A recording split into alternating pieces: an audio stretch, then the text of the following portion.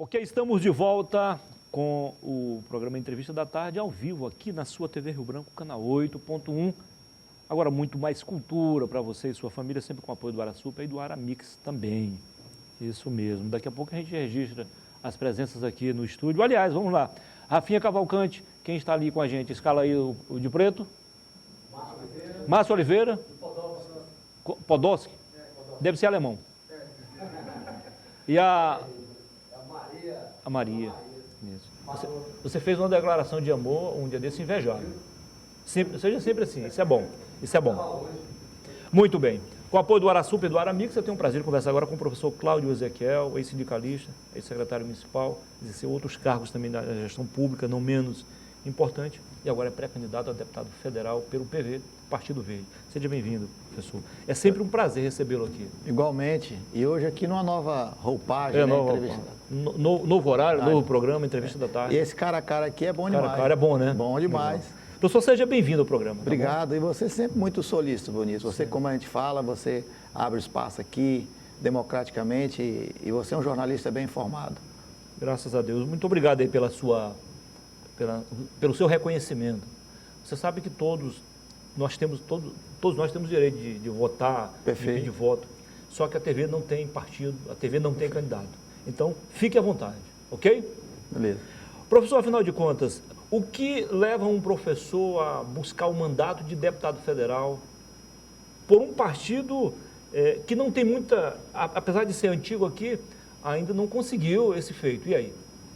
Muniz, primeiro que a gente tem que olhar é que a educação, os professores, é uma categoria muito importante, tão nobre, e ela não é reconhecida. Aliás, importantíssima. Demais. Todas as profissões passam pela mão de um professor, desde da pré-escola até a universidade. E ela não é reconhecida, é uma categoria nobre e ela não é reconhecida. O exemplo mais claro é que o artigo 212 da Constituição, que permite o que um professor tem a direito e a educação de investimento, a palavra se dá como gasto e não como investimento. Ou seja, na cabeça dos gestores públicos, de quem governa esse país, acha que educação e saúde é gasto, não é investimento. O legislador precisa mudar de conceito. Precisa mudar de conceito. E nada melhor do que um professor que conhece do chão da escola, que conhece da realidade educacional, que sabe o que é lidar com as crianças de 3, 4, 5 e 18 anos para poder defender essa categoria no Congresso. Eu me sinto preparado, pronto para ajudar esses trabalhadores e essa categoria que precisa de representantes que conheçam a nossa realidade, que saibam o que é o problema que o professor enfrenta, não só no Acre, não só no município, mas no Brasil. E eu estou a convite de muitos trabalhadores, de muitos professores, funcionários de escola, gestores públicos, me fizeram esse pedido diante da nossa experiência, diante da nossa capacidade, dos meus longos caminhos de vida, de 56 anos e que tenho 40 anos de militância no movimento, luto por uma causa, lá 10 anos lutando no movimento estudantil, depois 30 anos lutando no movimento sindical, também na gestão, me fizeram esse convite para poder representar essa categoria. E eu me sinto feliz por um movimento que veio da base, para provocando esse entendimento nosso. E aceitei, conversei com alguns companheiros, não posso ainda fazer campanha, mas estou num período de pré-campanha, preparando o que nós imaginamos de apresentar para a nossa categoria. Então, nós precisamos modificar a legislação que trata especificamente hoje sobre investimento na educação, sobre a lei de responsabilidade fiscal. Precisa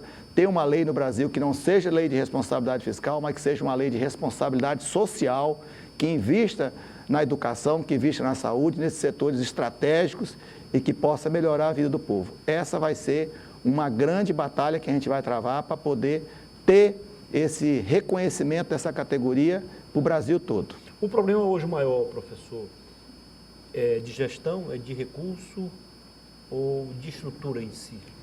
Olha, depois que foi aprovada a nova forma de financiamento da educação no Brasil em 2020, com a emenda número 109, que gerou o Fundeb, no caso do Acre, do governo do Acre, da Prefeitura de Rio Branco, não é mais recurso. Sempre é bom ter mais recursos, sempre é bom, mas os recursos da educação, no caso do Acre da Prefeitura, melhorou significativamente. O ano passado, por exemplo, de 2020 para 2021, houve um crescimento na lei do Fundeb na ordem de 34%. E esse ano já está em 24%. Então, pagou o abono, melhorou o salário, mas ainda está longe do que é o salário dos professores. Então, o recurso tem, de certa forma. Agora, o que a gente percebeu no caso do Acre é falta de gestão, é falta de compromisso com os educadores, tanto na prefeitura como no Estado. O que houve nessa negociação com a gente foi uma maldade.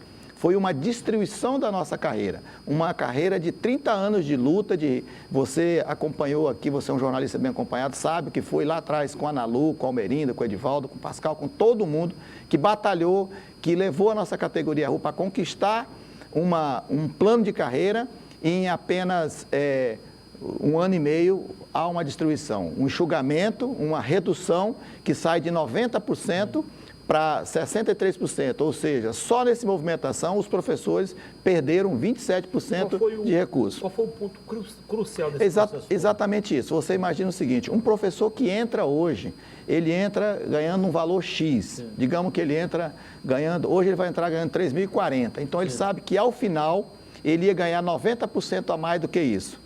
Ele já sabe que na saída ia ganhar 90%, hoje ele vai ganhar 63%, então ele perdeu 27%. Quem estava no final da carreira, do começo ao final, já não tem mais valorização, né? E os aposentados também não tiveram essa valorização. E a diferença de nível médio para nível superior, que era 39%, o professor de nível médio ganhava, por exemplo, R$100, a cada R$100 você tinha 39 acima, hoje ficou 5%.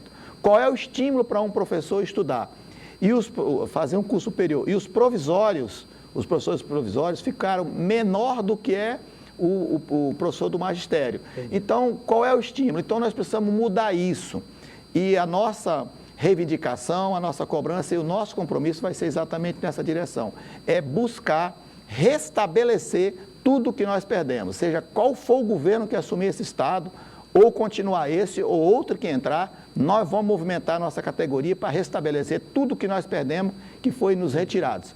E é possível ainda isso? Havendo boa vontade? Não só a boa vontade, isso tem que ter compromisso. Inclusive, esse ano é ano de decisão e a nossa categoria já sabe quem são os inimigos da educação, já conhece. Isso está posto nas escolas, em todos os lugares. Os inimigos da educação não vão ter vez nessa eleição agora. Professor, em relação à aliança, você não pode mais coligar na proporcional, pode ser, mas pode apoiar. Como é que o PV está tratando essa questão? O PV vai apoiar quem? A pré-candidatura do Dr. Genilson Leite ou vai esperar uma movimentação, uma definição do PT que sempre foi parceiro de vocês? Muniz, nós estamos numa federação. A lei permitiu agora criar a federação. Então, tem uma federação a nível nacional que está composta entre o PT, o PV e o PCdoB. No plano nacional... O PSB não entrou no geral? Ele não entrou no geral, né? Mas tudo indica que o Alckmin é o vice do Lula. Então, automaticamente nós vamos estar nessa composição de defender um Brasil melhor e um Brasil bom para todos, né? No caso do Acre, nós estamos esperando a definição do que o governador, ex-senador Jorge Viana vai tomar, se ele vai ser candidato a senador ou a governador. Ele está se decidindo e nós temos um compromisso de esperar a decisão dele. A decisão que ele tomar, nós vamos marchar com ele, seja para senador ou para governador. Se ele for para senador, aí nós vamos ter que discutir quem é o nosso candidato a governador. Nós defendemos um projeto de sociedade. Entendi. E certamente esse projeto de sociedade vai estar junto, todo mundo vai estar junto. O projeto de sociedade que nós defendemos é um projeto de inclusão social, de geração de emprego, que defenda as minorias, que respeita as opiniões e que defendemos o Estado de bem-estar social. O Estado que invista na educação, que invista na saúde, que tem um compromisso com o povo pobre que vive na periferia dessa cidade. Evidente também que nós não queremos tirar nada dos grandes, mas aqueles que não têm, têm o direito de ter. E aqueles que tenham, reconhecem que aqueles que não têm precisam ter. Então, é esse o compromisso que nós temos e nós estamos aguardando essa decisão. O que for decidido, nós vamos caminhar. Internamente no partido, a tendência é de que ele, Jorge Viana, seja candidato ao Senado ou ao governo? Olha, todos os dados apontam que tem um sentimento a nível nacional a pedido para ele ser candidato a senador. Isso é claro. Mas por onde a gente caminha, e ele mesmo já reconheceu isso, por onde a gente caminha as pessoas diante da falta de gestão, desse descompromisso, do que a destruição que nós temos no nosso estado, as pessoas estão pedindo para ele ser candidato a governador, porque todo mundo que a gente anda nessa cidade, se eu sair daqui hoje, agora, da TV Rio Branco, e for para minha casa, eu passo por uma obra que foi feita pelo governador Jorge Viana. Então ele é lembrado por isso. E hoje no estado do Acre falta governo. Nós temos um governo, um governador, que brinca de governar esse estado. A cada dia que passa, Muniz, você vê a quantidade de pessoas que estão pedindo no sinal. A cada dia, e são pessoas conhecidas. Está faltando comida na mesa das pessoas, não tem emprego, não tem renda, não tem perspectiva. A maior solução que está tendo para esse estado agora é as pessoas irem embora daqui. Eu conheço muita gente que estão indo embora daqui. Então, se pregou muito na campanha que tinha dinheiro e faltava gestão. E agora, o que falta? Gestão e tem dinheiro. O governador, a gente só vê ele se viajando para cima e para baixo, dançando, fazendo firula. É muito descompromisso com a nossa sociedade com relação a isso. E nós precisamos de um governo que tenha um projeto de governo para esse estado, que volte a investir na infraestrutura, que volte a investir na construção civil, que invista na educação, que respeita principalmente os servidores públicos, porque é quem funciona esse estado, respeita a educação, devolva para a educação que foi retirado, e nós esperamos que o próximo governo seja isso. E nós estamos nessa toada, esperando a decisão que o senador e ex-governador Jorge Viana vá tomar, porque as pessoas estão nessa expectativa de melhoria. E quando olha para trás, para o passado, vê o que foi feito de bom nesse estado. Então, é um pouco isso. E nas conversas que vocês têm nesses partidos que compõem essa federação, qual é a intenção de vocês? Qual é a meta? Qual é o grande sonho?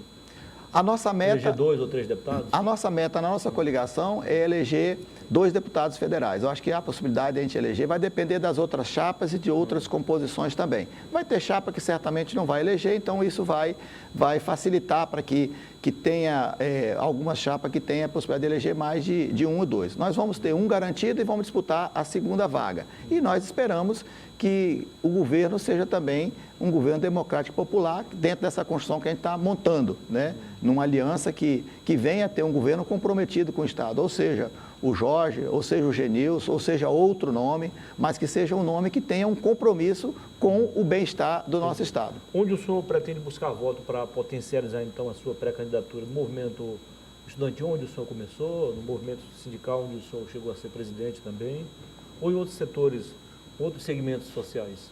Eu não vou pedir voto aqui no seu programa, Ulisses, mas eu sou uma pessoa muito conhecida aqui no Estado. Sou professor há 30 anos, fui presidente do sindicato, fui secretário. É claro que eu tenho um compromisso muito forte com a educação. A educação é a minha causa. A educação é o que eu sempre defendi, desde a época que eu fui presidente de Grêmio, também da direção da Casa Estudante Criando, do DCE da UFAC. Então, minha causa vai ser sempre essa. E nós vamos apresentar na hora certa, no momento certo, tudo aquilo que a gente gostaria de fazer em defesa dos trabalhadores da educação. Mas nós vamos trabalhar tanto na educação, como também na saúde, como também no serviço público em geral, porque um deputado federal ele tem que olhar para um conjunto total. Ele tem que olhar para o Estado do Acre, ele tem que olhar para o povo que aqui precisa. Olha, Muniz, são 16 milhões que um deputado tem de emenda que possa ajudar o povo. 7,5 para educação e saúde. E a gente vê muita coisa acontecendo nesse estado, de desvio de recurso, de investimento em outros setores que não traz benefício para a população, como foi o caso de investimento de público no privado lá na Santa Casa. Então, nós não podemos aceitar isso. Nós precisamos ter alguém que representa bem e que saiba utilizar e direcionar bem as emendas parlamentares para ajudar o povo. Então, nós vamos trabalhar de forma que contemple o bem-estar das pessoas, as pessoas que precisam. É evidente que a educação é o nosso foco. E nós vamos, na hora certa, entregar a nossa campanha na mão dos professores, dos funcionários de escola e dos gestores, porque vão ser eles com quem nós vamos fazer um diálogo para que eles possam levar o nosso nome. E vai ser a nossa principal bandeira. Precisamos ter, a nível nacional, um piso dos professores de nível superior vinculado ao magistério. Precisamos também ter um piso dos funcionários administrativos, porque eles são educadores e estão na escola. E precisamos também olhar para os aposentados, desvincular o investimento da lei de responsabilidade fiscal, tirando da lei de responsabilidade fiscal os aposentados, para poder facilitar todo um processo de negociação, tanto para quem está na ativa, como também para quem está aposentado. Porque você desvinculando isso, você deixa margem para o poder público investir tanto em quem está na ativa, como também quem está, os aposentados. Então, nós vamos trabalhar nessa direção e dizer mais. Dentro do Congresso Nacional não tem professor que seja deputado, não tem um deputado que seja professor, quer dizer, né? Ou seja, de educação básica. Nós conhecemos a realidade da educação. Eu não sou forasteiro nessa categoria. Eu sou uma pessoa que nasci aqui dentro, me cresci, conheço o chão da escola, sou um educador comprometido com essa causa. Legal. E é essa a nossa bandeira, e nós esperamos que a população ouça nossas propostas e a nossa categoria também. Muito bem. Conversei aqui com o professor Cláudio Ezequiel, pré-candidato a deputado federal pelo PV, Partido Verde. Foi um prazer, deputado. Aí, eu estou falando já. Você já está profetizando. Obrigado. Boa tarde, bom fim de semana. Obrigado prazer, a você tá? também. E aproveito a oportunidade aqui, Muniz, para desejar a todas as mães da cidade de Rio Branco que elas sejam abençoadas, com seus filhos também, e que você também continue com o seu trabalho. Um abraço, obrigado. Muito obrigado. Depois do intervalo, eu volto para conversar com o empresário Roberto Princesinha, proprietário do restaurante e pizzaria A Princesinha. Agora são 13 horas e 20 minutos no Acre. Até já.